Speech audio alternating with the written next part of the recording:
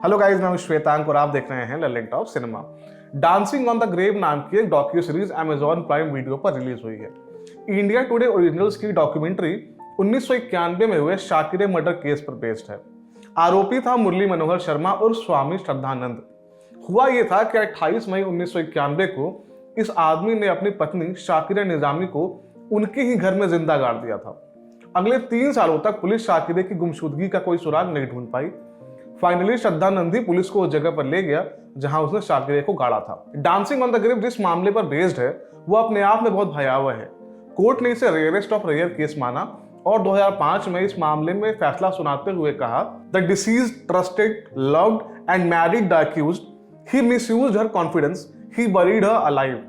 यानी जिस महिला की हत्या हुई उसने आरोपी पर भरोसा किया, उसे प्यार किया, उससे शादी की, मगर आरोपी ने उसके भरोसे का दुरुपयोग किया, उसने उस महिला को जिंदा दफना दिया। शाकिरे खलीली मर्डर केस 2 तरीके से इंडिया के लिए लैंडमार्क केस है।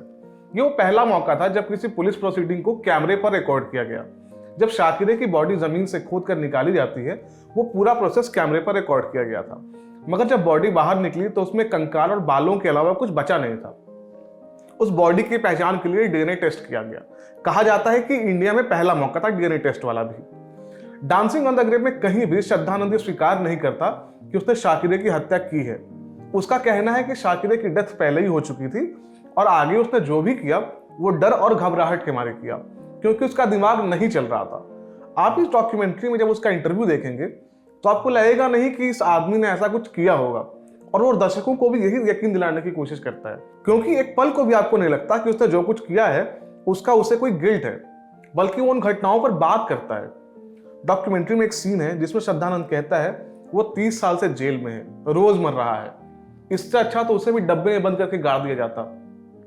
ऐसा कहने के दौरान उसके चेहरे पर कोई भाव नहीं दिखता। एक मौके पर तो वो शाकिरा का मजाक उड़ाता है। इंटरव्यू खत्म होने के बाद जेल के कंपाउंड में टहल रहा है, वहां एक बिल्ली आती है, वो उससे पूछता है कि आज कितने शिकार किए। उसके बाद थोड़ा खेलने मिलने के बाद हंसते हुए कहता है, कहीं ये शाकिरा की आत्मा तो नहीं, जो कि उस वक्त सुनने में बहुत डरावना और गुस्सा दिलाने वाला लगता है। अगर आप साइकोलॉजिकल लेवल पर देखें तो यह सीन आपको उस आदमी के बारे में बताता है कि ये कितनी क्रूर आदमी है, कितना क्रूर आदमी है, क्रूएल आदमी है। किसी डॉक्यूमेंट्री में एस्थेटिक्स बड़ा जरूरी चीज होता है ना। लाइटिंग, कैमरा एंगल या साउंड किसी भी घटना के व्यापक माहौल में एक किस्म का प्रभाव पैदा करते हैं। उससे दर्शकों को यह समझ आता है कि डायरेक्टर इस कहानी या घटना को किस तरह से दिखाना चाहता है। जब श्रद्धानंद शाकिरे के घर में घुसता है तब एडिटिंग के लेवल पर एक अलग फील पैदा किया जाता है। उसमें 2 चीजें एक साथ होती हैं, एक तो रेगुलरिटी यानी नियमितता स्थापित होती है, दूसरी किसी हॉरर शो को देखने जैसा फील होता है। इस डॉक्यू सीरीज को पैटर ग्राहम ने डायरेक्ट किया है। इससे पहले वो नेटफ्लिक्स के लिए घूल और बेताल जैसी सीरीज डायरेक्ट कर चुके हैं। लीला से वो बतौर राइटर जुड़े रह चुके हैं।